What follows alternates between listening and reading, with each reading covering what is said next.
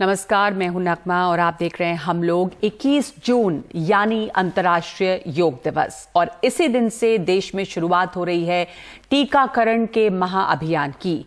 अब सबको सरकारी केंद्रों पर टीका मुफ्त मिलेगा। टीका केंद्र सरकार उपलब्ध कराएगी।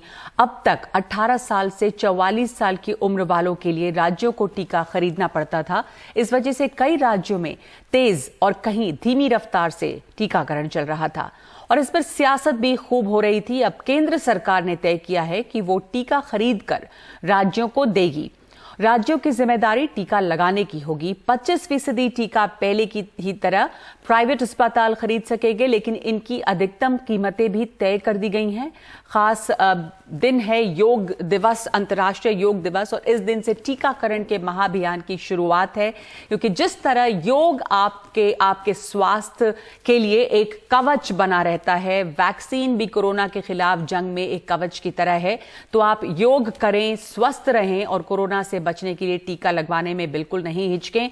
और इस शो में हमारे साथ सबसे पहले जुड़ रहे हैं खास मेहमान जुड़ेंगे योग गुरु बाबा रामदेव, और उनसे बातचीत करेंगे कि योग की जो अहमियत है अंतर्राष्ट्रीय योग दिवस तक सीमित नहीं है। हाँ, 2015 से जब से इसे दुनिया भर में अंतर्राष्ट्रीय योग दिवस के तौर पर मनाने की सहमति हुई है, तब से इस दिन में दुनिया भर में लोग योग करते हैं और इस बात को एक तरह से दोहराते हैं कि योग किस तरह आपके स्वास्थ्य के लिए जरूरी है। तो हमारे साथ जुड़ रहे हैं खास मेहमान योग गुरु बाबा रामदेव। बहुत बहुत स्वागत है आपका और बहुत धन्यवाद हमारे साथ इसमें जुड़ने के लिए, शामिल होने के लिए। इस बार की जो थीम है इंटरनेशनल योग डे की, वो है योग फॉर वेलबीइंग। बाबा रामदेव हमारे साथ हैं। अच्छा, तो सबसे पहले मैं आपसे ये जानना चाहूंगी कि इसी दिन से वैक्सीनेशन का एक महाअभियान भी शुरू हो रहा है और बार बार अंतर्राष्ट्रीय योग दिवस पर भी इस बात को दोहराया जा रहा है, योगा फॉर वेल बीइंग, यानी कि आपकी पूरी तरह से आपको स्वस्थ मानसिक और शारीरिक तौर पर रखता है योग। ये एक तरह से थीम है और महाअभियान शुरू हो रहा है वैक्सीनेशन का भी, वो भी कितना जरूरी है। योग जो है वो आपको स्वस्थ रखेगा, लेकिन इस लड़ाई में ये टीकाकरण जो है, अब इसके लिए केंद्र सरकार मुफ्त टीका लगा रही है तमाम लोगों को। तो मैं आपकी टिप्पणी इस पर चाहूंगी पहले।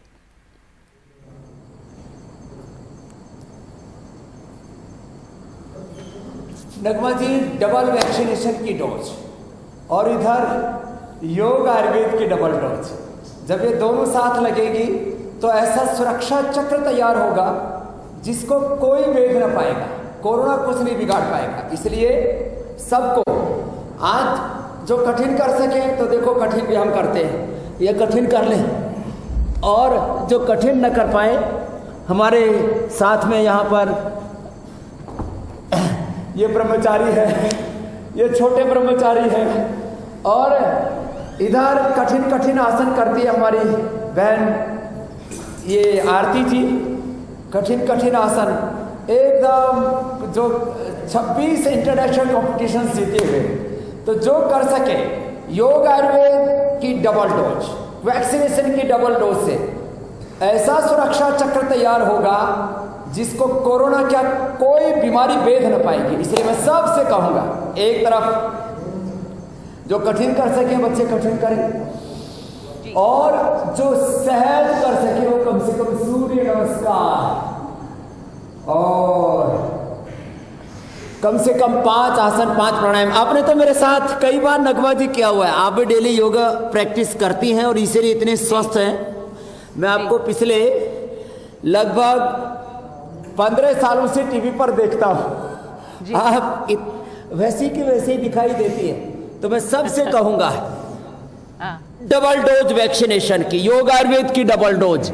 इससे वो सुरक्षा चक्र, वो सुरक्षा कवच, वो ब्रह्मास्त्र आपके भीतर तैयार हो जाएगा कि आप सभी लाइफस्टाइल डिजीज, जेनेटिक डिजीज और सभी बहुत प्रकार की जो इनक्योरेबल डिजीज है, अलग अलग प्रकार से लोग सफर कर रहे हैं, वो सब अपने आप को प्रोटेक्ट कर पाएंगे।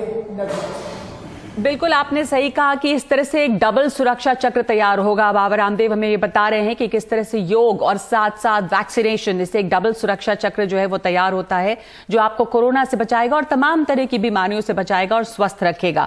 तो कल जो अंतर्राष्ट्रीय योग दिवस है, इस बार खासतौर पर ज्यादातर सब चीजें ऑनलाइन हो रही हैं, तो किस तरह का आयोजन आप क्या कर रहे हैं इस दिन, अंतर्राष्ट्रीय योग दिवस के दिन?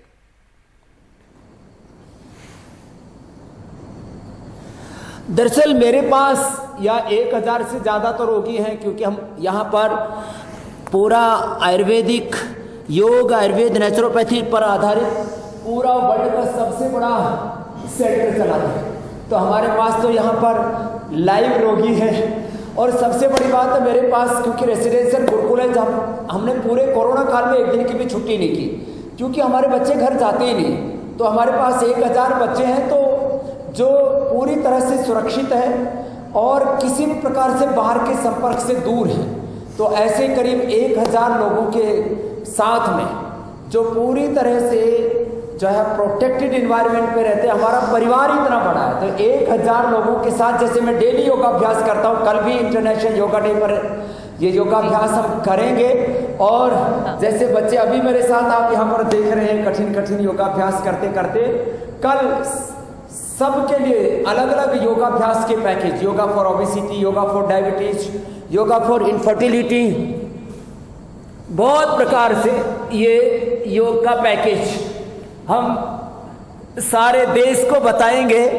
और जो है मैं आपसे कुछ बातें और समझना चाहती हूँ, बहुत ज़रूरी है, क्योंकि ये जो महामारी का दौर रहा बाबा रामदेव, उस दौरान खास करके लोगों को मानसिक तौर पर बहुत तनाव रहा, और फिजिकल हेल्थ, जो शारीरिक जो स्वास्थ्य है, वो तो उसके ऊपर खतरा तो बना ही रहा।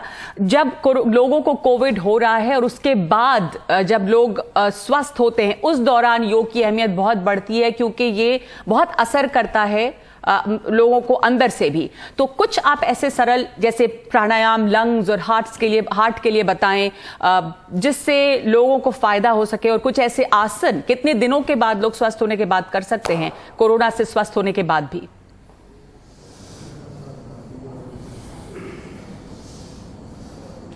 देखो, जिनकी बॉडी बहुत फ्लेक्सिबल है, जो कोरोना से संक्रमित नहीं है और जो संक्रमित होकर के भी स्वस्थ हो चुके हैं, जो बच्चे हैं जिनकी बॉडी फ्लेक्सिबल है, वो तो ऐसे जैसे हमारे बच्चे कठिन कठिन अभ्यास कर रहे हैं, या मेरे साथ आप आरती जी को देख रहे हैं, ये अभ्यास कर लिए, तो प्रोफेसर है हमारे पतंजलि यूनिवर्सिटी में, ऐसे अभ्यास कर लें। शेष यहाँ पर मेरे साथ देखो, आप इतने मजबूत ब्रह्मचारी हैं। हमारा एक भी सदस्य, एक भी ब्रह्मचारी कोरोना से संक्रमित नहीं हुआ। कितनी बड़ी बात है, जबकि कोई घर परिवार ऐसा नहीं बचा जहाँ पर कोई संक्रमित ना हुआ हो।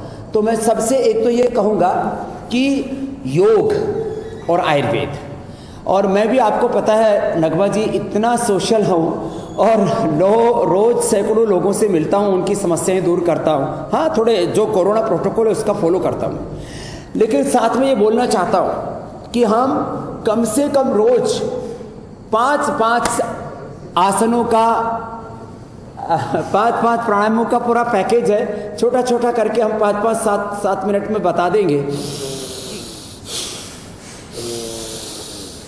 आराम आराम से भस्त्रिका करें, खान पान पर थोड़ा ध्यान दें, फ्रेश वेजिटेबल्स, फ्रूट्स, सलाद, अंकुरित और पौष्टिक आहार लें। बादाम, अखरोट, खजूर, मुनक्का, अंजीर भिगो करके खा लें, अंकुरित ले लें, चबा चबा करके खाना खाएं। पहले फ्रूट्स और जो है सलाद ले लें, बाद में पका हुआ खाना खाएं। खाने का 1 घंटे बाद पानी पिए। रोज कम से कम 3 से 5 मिनट भस्त्रिका, फिर एक कपालभाति।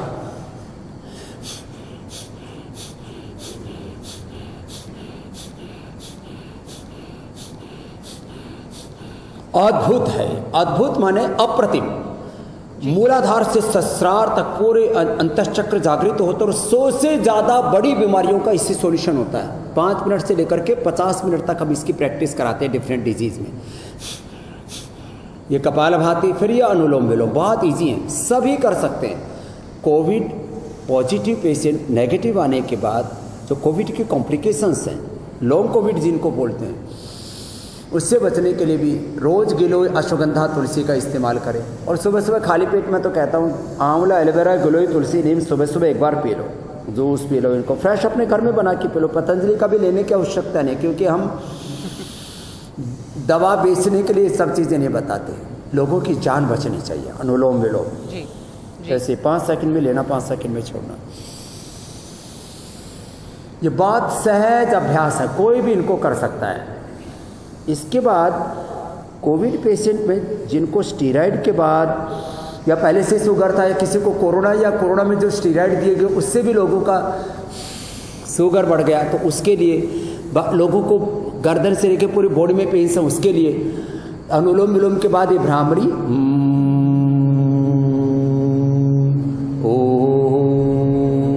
कम से कम ये 5 तो प्राणायाम, 5-5 मिनट कम से कम, 10-10 मिनट कपालभाति अनुलोम विलोम, बाकी 5-5 बार भी कर लें। और जिनको बहुत शरीर में गर्मी लग रही है, पित्त बढ़ा हुआ है, तो शीतकारी भी अच्छे हैं।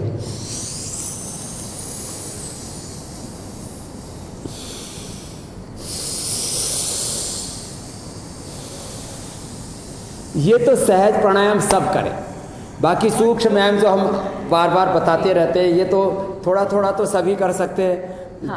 और एक बात और मैं समझना चाहती हूँ आपसे बाबा रामदेव की, डॉक्टर्स भी अब कह रहे हैं कि जो भारी एक्सरसाइजेज हैं वो कोविड से स्वस्थ होने के फौरन बाद नहीं करें, क्योंकि लोगों के हार्ट पे, हृदय पर भी असर पड़ता है और कमजोरी होती है। तो किस तरह के आसन कोविड से रिकवर करने के बाद, स्वस्थ होने के बाद भी लोग शुरुआत कर सकते हैं?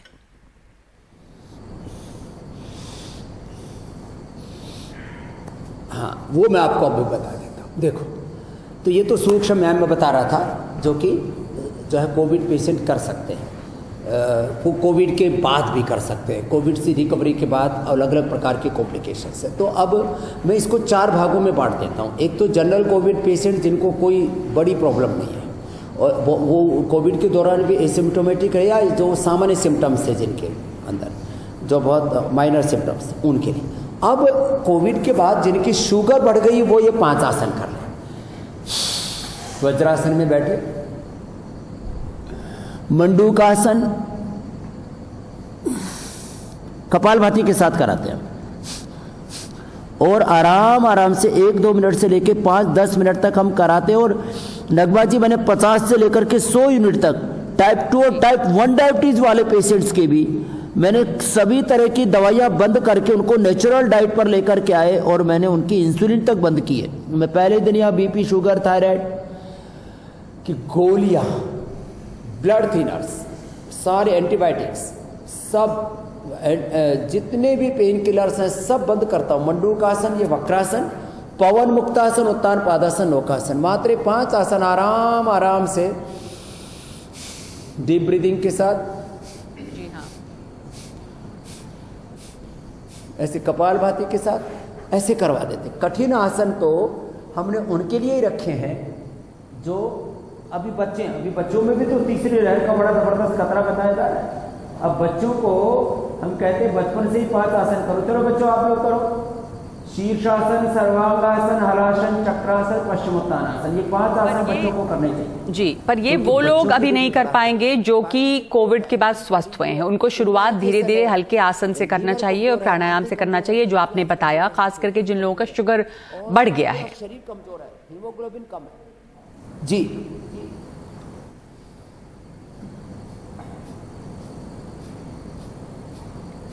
उनके लिए ये अभ्यास मंडूकासन, वक्रासन, पवन मुक्तासन, उत्तान पादासन और नौकासन, ये 5 अभ्यास उनकी शुगर को रेगुलेट कर देते। पेनक्रियाज की डीजनरेटिव सेल्स भी नगमाजी रिजुविनेट हो जाते हैं। ये हमने एक्सपीरियंस किया है।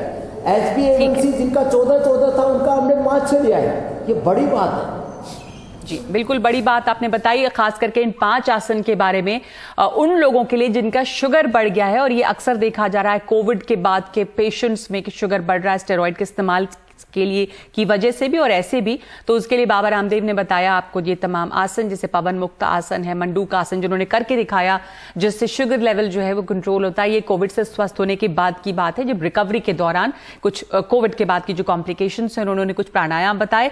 बहुत बहुत धन्यवाद आपका बाबा रामदेव, बात करने के लिए, हमारे साथ इस वक्त शामिल होने के लिए। अंतर्राष्ट्रीय योग दिवस पर खास करके हम चर्चा कर रहे हैं कि किस तरह से योग जो है वो आपके मेंटल और फिजिकल होलिस्टिक हेल्थ या वेलबीइंग के लिए काम करता है, जिसको दुनिया भर ने अब पहचाना है। हमारे पास इस वक्त हमारे साथ जुड़ रहे हैं सर्वेश जी भी, जो कि सर्व योगा से हैं।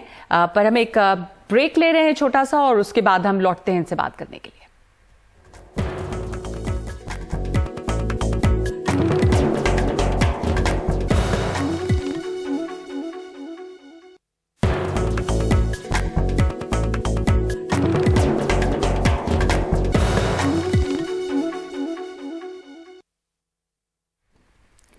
आप देख रहे हैं हम बात करें अंतर्राष्ट्रीय योग दिवस और उसी दिन से शुरू हो रहे टीकाकरण के महाअभियान की, जब केंद्र सरकार ने तय किया है कि तमाम लोगों को अब मुफ्त टीका केंद्र सरकार मुहैया कराएगी, यानी राज्यों को मुफ्त टीका दिया जाएगा। जो प्राइवेट अस्पताल हैं वहां पर पहले की तरह ही टीका जो है वो खरीद सकते हैं और लोग वहां जाकर टीके भी ले सकते हैं। और अंतर्राष्ट्रीय योग दिवस के दिन खास तौर पर इस पैंडेमिक के दौरान, इस महामारी के दौरान जो योग की अहमियत रही है उस की चर्चा हम कर रहे हैं। हमारे साथ जुड़ रहे हैं इस वक्त सर्वेश शशि, जो को फाउंडर हैं सर्व योग, और यानी कि संस्थापक हैं, एक संस्थापकों में से एक हैं। सर्वेश, बहुत बहुत धन्यवाद आपका। और आपसे मैं ये समझना चाहती हूँ, बहुत ज़रूरी बातें इस पैंडेमिक, इस महामारी के दौरान दुनिया भर में हमने देखा है कि और ज़्यादा केंद्रित हुआ है लोगों का ध्यान योग पर, कि किस तरह योग आपको बचा सकता है, स्वस्थ रख सकता है। जो लोग नहीं भी कर रहे थे वो अपने अपने घरों में ऑनलाइन योग करते रहे और लोकप्रियता भी इसकी और बढ़ी। तो मेंटल और फिजिकल हेल्थ दोनों की एक तरह से रक्षा करने में योग बहुत कारगर है। जो लोग रिकवर कर रहे हैं, आप खुद कोरोना से संक्रमित हुए और उस दौरान आपने अपना तजुर्बा हमसे पहले साझा भी किया, तो जो रिकवर कर रहे हैं, स्वस्थ हो रहे हैं, आप उनके लिए आप क्या सुझाव देंगे? एक तो ये भी मैं समझना चाहती हूँ, और दूसरे ये कि योग मेंटल और फिजिकल हेल्थ दोनों संभालने में कैसे मददगार है। फर्स्टली बहुत धन्यवाद for having me on the show. So I think कि योगा इज वन प्रैक्टिस की जो हमारा फिजिकल और मेंटल वेलनेस को एक साथ it can help, which is both your mind and body को it can help a lot, because जो वायरस है वो हमारा लंग को पहले अफेक्ट करता है। और इसके if you are able to do pranayama regularly, मैंने ये भी सुना था कि बाबा रामदेव जी ने भी बोला कि क्या क्या प्राणायाम कर सकते हैं। तो अनुलोम विलोम प्राणायाम, भस्त्रिका और कपालभाति, ये नहीं कि सिर्फ जो कोविड से रिकवर हुआ है और जिनको भी कोविड नहीं हुआ है उनको भी ये करना बहुत बहुत जरूरी है। और योग एक इंडिविजुअल का लाइफ में, जैसे हम नहाते हैं, ब्रश करते हैं, खाते हैं, खाना खाते हैं, वैसे ही योग should become a part of everybody's life, and that is what the pandemic has taught all of us कि योगा, जो breathing है, जो प्राणायामा है, इतना important है। It's never been more important than it has been in the last 2 years. और इस बार की जो थीम है वो भी है योग फॉर वेलबीइंग, इंटरनेशनल योग डे की। तो वो वेलबीइंग में खास करके किस तरह से योग करें जो आपकी जो होलिस्टिक हेल्थ है उसको एक तरह से बढ़ावा दे। खास तौर पे मेंटल हेल्थ पर लोगों के बहुत असर पड़ा है, क्योंकि ये जो कोरोना की बीमारी है, कोविड-19, इससे आप शारीरिक तौर पर तो त्रस्त होते ही हैं, लेकिन ये बहुत ज़्यादा लोगों में घबराहट, एंग्जाइटी उस दौरान भी बढ़ाती है, लगातार खतरा बना रहता है। तो उन चीज़ों को किस तरह से ज़्यादा डील करना, उनको कैसे हैंडल करें, ये सिखाता है योग। इसके लिए आप क्या सुझाव देंगे इस तो, और रिकवरी के बाद भी पूरी तरह से, क्योंकि आपके शरीर पर असर डालता है, तो अंदर से स्वस्थ होने में जब शुरुआत, क्योंकि अब डॉक्टर्स ने भी मना किया है कि आप बहुत स्ट्रेनुअस भारी एक्सरसाइजेस ना करें, तो किन चीज़ों से शुरुआत लोग कर सकते हैं? प्राणायाम कौन से, आसन कौन से कर सकते हैं? कुछ आप बताएं लोगों को। जरूर, क्योंकि लाइक यू सेड राइटली, ये जो वायरस के कारण लोगों को 2 चीज बहुत ही असर पड़ा है। वो एक जो चीज है anxiety, people have started becoming scared. उनका जो फियर है वो एंजाइटी के दौरान it's move towards becoming anxious कि कल क्या होने वाला है, मेरे को कल क्या होने वाला है, मेरे दोस्त को कल क्या होने वाला है, मेरे फैमिली को कल क्या होने वाला है. वो बहुत fear, it's created a lot of fear in people's minds. इसके कारण पीपल का जो स्लीप पैटर्न है वो बहुत ही मतलब डिस्टर्ब हो चुका है. तो people who have either recovered, जो जिनको भी कोविड नहीं हुआ है, मैं 4 चीज हमेशा बोलता हूं. एक जो चीज है, सूर्य नमस्कार जरूर करें एवरी डे, इररेस्पेक्टिव. आप समझ लो आप कोविड से you have recovered from Covid, बहुत ही स्लो, जो 12 स्टेप है, आपको सिर्फ चाहिए एक 3 फीट बाय 6 फीट का जगह घर पे, और सूर्य नमस्कार 12 स्टेप आप रेगुलरली करेंगे तो आपका पूरा बॉडी को ये एक वर्कआउट है. सो पहली चीज है सूर्य नमस्कार. दूसरी चीज है विपरीत करणी करके एक आसन है जो आपका स्ट्रेस को भी कम करवाता है और आपको it improves your sleep pattern also. तो विपरीत करनी है जो दूसरा आसन. थर्ड वन इज अनुलोम विलोम प्राणायाम, वो जो है ऑल्टरनेटिव नॉस्ट्रल ब्रीदिंग. ये 6 साल के बच्चे से लेके 100 years, whoever is even 100, all of them can do it. There is no ये अनुलोम विलोम प्राणायाम को कोई कॉन्ट्रा इंडिकेशन बिल्कुल नहीं है. फोर्थ वन इज भ्रामरी प्राणायाम. तो ये भ्रामरी प्राणायाम भी बच्चों के लिए बहुत बहुत it impacts a lot in getting their energy levels right, उनको मेमोरी का इंप्रूव करना, functioning of their brain a lot better. क्योंकि ये भी आ रहा है अभी, थर्ड वेव होने वाला है, और third wave it's going to affect children a lot. So I think it's not just our responsibility, but also our responsibility towards our children to ensure that they are physically and mentally fit. जी, बहुत बहुत शुक्रिया आपका सर्वेश, हमें ये जानकारी देने के लिए. धन्यवाद आपका. इस वक्त हम एक ब्रेक ले रहे हैं. ब्रेक के बाद हमारे साथ जुड़ेंगी ईरा त्रिवेदी.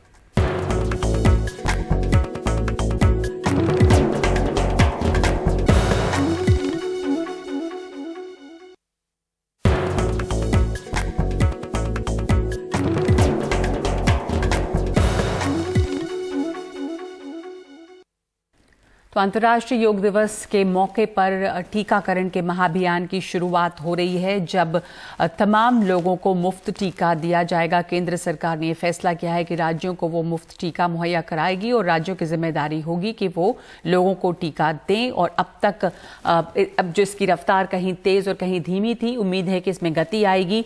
तो 18 साल से ऊपर के लोगों के लिए मुफ्त वैक्सीन दी जा रही है. टीके की खरीद जो है वो केंद्र सरकार करेगी. पहले 45 साल से ऊपर के ही लोगों के लिए केंद्र सरकार मुफ्त टीका दे रही थी. अब कंपनियों से 75% टीके केंद्र सरकार खरीदेगी. और अब राज्य सरकारों को ये टीका नहीं खरीदना पड़ेगा. केंद्र सरकार राज्यों को टीका देगी. राज्यों को वैक्सीन देनी होगी सिर्फ आबादी को, कोरोना के फैलाव को रोकने के लिए. और टीके की जो बर्बादी है, इस तरह की बातों को ध्यान में रखते हुए ही ये टीकाकरण किया जाएगा. 25% टीके निजी अस्पताल अभी भी खरीदेंगे, लेकिन निजी अस्पतालों में मुफ्त टीका नहीं है. निजी अस्पतालों में टीकों की कीमत तय की गई है. और ये जो महाअभियान की शुरुआत की जा रही है, टीकाकरण महाअभियान की, उसमें अब कोविन पोर्टल पर रजिस्ट्रेशन भी अनिवार्य नहीं है. वहाँ सीधे केंद्र पर जाकर, टीकाकरण केंद्र पर जाकर रजिस्ट्रेशन लोग करवा सकते हैं. तो योग दिवस से ही ये नई जो टीकाकरण नीति है, जहां पर सबको मुफ्त टीका दिया जा रहा है, उसकी शुरुआत हो रही है. इस उम्मीद के साथ कि इस बार इंटरनेशनल योग डे पर ये थीम भी है होलिस्टिक हेल्थ की. योग फॉर वेल बीइंग जो है वो थीम है इंटरनेशनल योग डे की. तो तमाम तरह से, जिस तरह से योग आपके लिए एक कवच बनता है सुरक्षा का, स्वास्थ्य के लिए, उस तरह से टीका भी जरूरी है. ये संदेश जा रहा है और टीकाकरण की जो नई नीति है उसकी शुरुआत हो रही है. एक ब्रेक ले रहे हैं हम लोग, में लौटते हैं.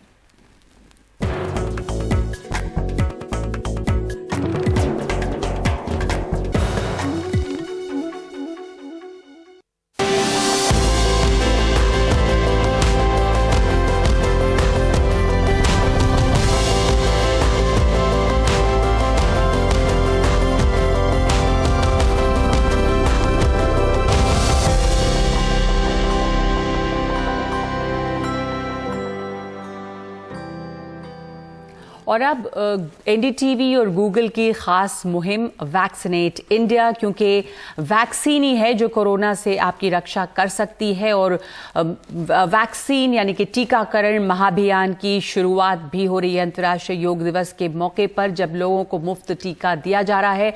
लेकिन कोरोना के साथ साथ बहुत सारी परेशानियां भी हैं और साथ साथ वैक्सीन को लेकर भी लोगों के पास कई तरह के सवाल हैं इससे जुड़े हुए। हमारे साथ इन सब बातों पर चर्चा करने के लिए हैं डॉक्टर के सेठी, जो चेयरमैन और मैनेजिंग डायरेक्टर हैं Delhi heart and lung institute के। बहुत बहुत स्वागत है आपका, धन्यवाद हमारे साथ जुड़ने के लिए। हार्ट एंड लंग इंस्टीट्यूट के आप चेयरमैन हैं। हार्ट और लंग को लेकर कई तरह की शिकायतें लगी रहती हैं, खास करके पोस्ट कोविड, डॉक्टर सेठी। और ये लोग जानना चाहते हैं कि वो लोग भी जो घर में रहकर भी स्वस्थ हो गए, क्या तमाम कोविड पेशेंट्स में खास करके अब कहा जा रहा है कि हार्ट पर भी आपके बाकी ऑर्गन्स की तरह असर पड़ता है, तो क्या आप लोगों ने देखा और किस तरह की सावधानी बरतनी चाहिए? ये आपने बिल्कुल ठीक कहा कि कोरोना से बहुत सारे ऑर्गन्स पे शरीर के फर्क पड़ता है। हार्ट एक अहम ऑर्गन है और काफी लोगों को हमने देखा जिनको कि हार्ट ट्रबल है। कुछ लोग तो एज ए हार्ट अटैक ही प्रेजेंट कर जाते हैं, उनका मेजर सिम्टम ही हार्ट अटैक का होता है, बजाय इसके कि खांसी जुकाम वगैरह हो। और फिर डिटेल हिस्ट्री लेने के बाद, टेस्टिंग के बाद ही समझ में आता है कि हाँ, ये कोरोना रिलेटेड हार्ट अटैक है। और उसमें माइनर और मेजर अटैक दोनों होते हैं। कुछ लोगों को हार्ट की मसल के अंदर सूजन आ जाती है कोरोना की वजह से, उसकी वजह से भी हार्ट का फंक्शन खराब हो जाता है। कुछ लोगों को हार्ट की झिल्ली में पानी भर जाता है। कुछ लोगों की इलेक्ट्रिकल सिस्टम खराब हो जाती है हार्ट की, तो उनकी हार्ट बीट या तो मिस करनी शुरू हो जाती है, या हार्ट बीट इरेगुलर हो जाती है, बहुत तेज हो जाती है, या हार्ट बीट बहुत धीमी हो जाती है। सो हर किस्म के हार्ट की तकलीफें कोरोना के अंदर जो वायरसेस की वजह से सूजन आती है हार्ट में, वो देखी जा चुकी हैं। इसके अलावा कईयों को हार्ट और लंग दोनों जी तो प्रिकॉशन, जैसे जो लोग स्वस्थ भी हो गए हैं, रिकवर कर गए हैं, तो आप क्या सुझाव देंगे? किस तरह के प्रिकॉशन या क्या जांच या कुछ जिससे पता चले कि क्या आप स्वस्थ हैं या आपका हार्ट जो है वो अभी स्वस्थ नहीं है? ऐसे लोगों को क्या करना चाहिए? देखिए, सबसे पहले तो ये है कि अगर आपको कोरोना का इन्फेक्शन हो गया है तो आप कोई पर्टिकुलर प्रिकॉशन नहीं ले सकते। आपका कौन सा ऑर्गन इन्वॉल्व होगा ये तो डिजीज के अंदर आप बता नहीं सकते पहले, कि आपका हार्ट इन्वॉल्व होगा या लंग इन्वॉल्व होगा। ज्यादातर तो लंग ही इन्वॉल्व होता है।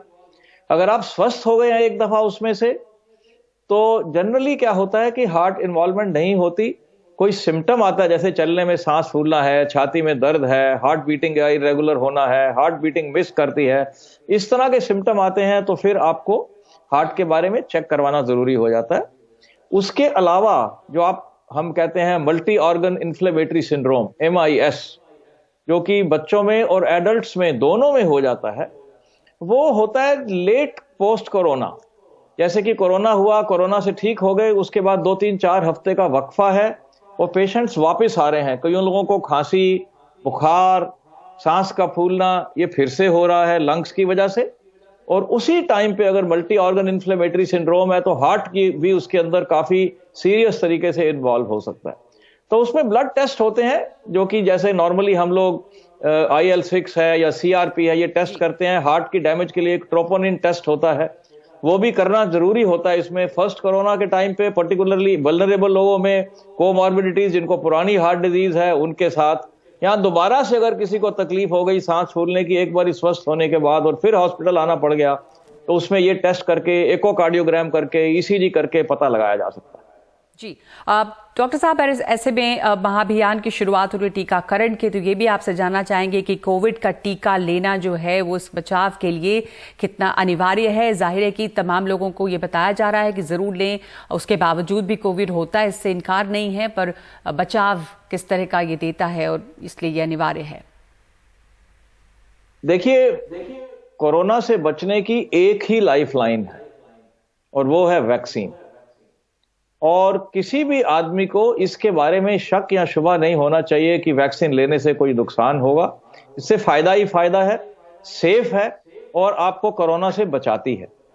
इसके अलावा वैक्सीन लेने के बाद भी थोड़ी बहुत वल्नरेबिलिटी रहती है, तो आपको जो कोरोना के एप्रोप्रिएट बिहेवियर्स हैं, जैसे कि फेस कवर करना, अपना जो है डिस्टेंस रखना, फिजिकल डिस्टेंसिंग दूसरों के साथ, बार बार हाथ धोना, अपने शरीर की सफाई रखना, क्राउडेड जगह पे नहीं जाना, ये बहुत जरूरी है। और बिना मास्क के किसी भी अनजान व्यक्ति के साथ इंटरेक्शन नहीं करना, 2 गज की दूरी बनाए रखना, ये प्रिकॉशंस तो कंपलसरी हैं, इनके बिना कोरोना से बचना मुश्किल है। लेकिन सबसे इंपॉर्टेंट चीज ये है, वैक्सीन के बारे में कोई डाउट नहीं होना चाहिए कि ये फायदा करती है। वैक्सीन होने के बाद जो जी बहुत धन्यवाद आपका डॉक्टर सेठी शामिल होने के लिए हमारे साथ इस कार्यक्रम में। Thank you. तो आज के लिए हम लोग में इतना ही। नमस्कार।